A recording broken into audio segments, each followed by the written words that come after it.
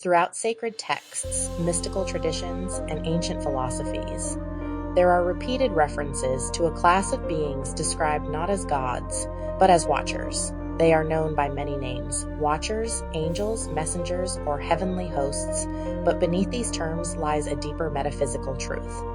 Watchers are not so-called angels, physical beings with wings, but non-material intelligences whose purpose is observation, transmission, and sometimes intervention. The term watcher first appears prominently in the Book of Enoch, an ancient Jewish text excluded from the standard biblical canon, but widely read in early Christian and mystical circles.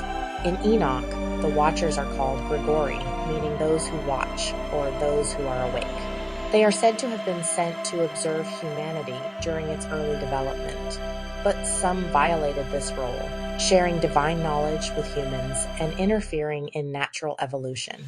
The consequences of this rebellion are central to apocryphal accounts of the flood and moral corruption. But who or what were they really? To move beyond myth, we must understand these beings through the lens of consciousness.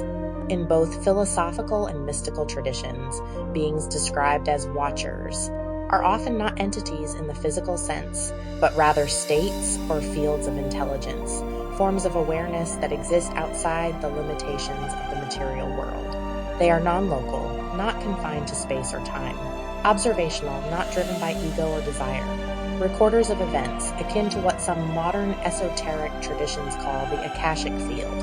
In this context, a watcher can be seen not as a who, but a what, a manifestation of the universal principle that all is observed, and nothing is lost to the memory of the cosmos. Psalm 8 verse 5 states, "You have made man a little lower than the angels." In Hebrew, the word used is Elohim, which can mean God or divine beings.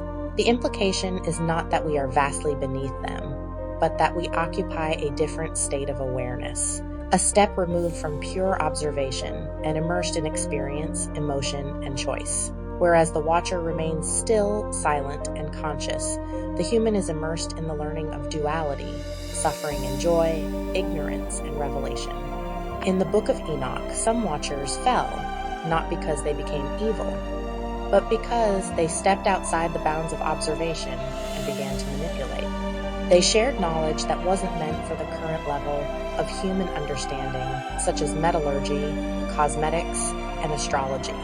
This reflects a philosophical truth. Knowledge without consciousness leads to distortion. Power without awareness leads to suffering. In this light, the fallen watcher is symbolic of what happens when awareness turns into control, a theme echoed in stories of Lucifer, Prometheus, and even modern AI. Interestingly, many spiritual teachings, from Advaita Vedanta to mindfulness meditation, describe an inner witness within each of us. This watcher within is not our thoughts or feelings, but the awareness behind them, the part that sees without judgment, reacts without attachment, and simply observes. To develop this inner watcher is to begin aligning with the consciousness described in ancient texts: calm, present, unmoved by ego, aware of truth. This suggests that the watchers are not entirely other.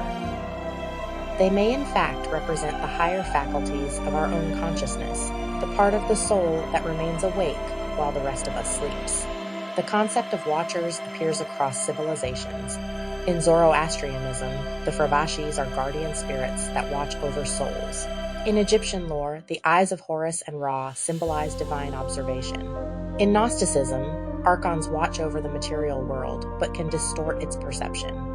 In Buddhism, Mara watches and tempts the mind from enlightenment, another form of observing, albeit from a shadow. This points to a universal archetype, the idea that higher intelligences witness the unfolding of the soul, sometimes guiding, sometimes resisting, always aware. The watchers are not winged men. They are not aliens or fallen angels in the way science fiction or theology sometimes presents them. They are conscious intelligences, expressions of the universe's memory, order, and awareness. In mystical terms, they remind us that nothing goes unseen. We live in a universe of observation, and we each carry a fragment of that observational intelligence within us. To live consciously is to awaken the watcher inside, to become less reactive, more aware. and ultimately to align with the higher awareness from which we came. In closing, I will leave you with this verse.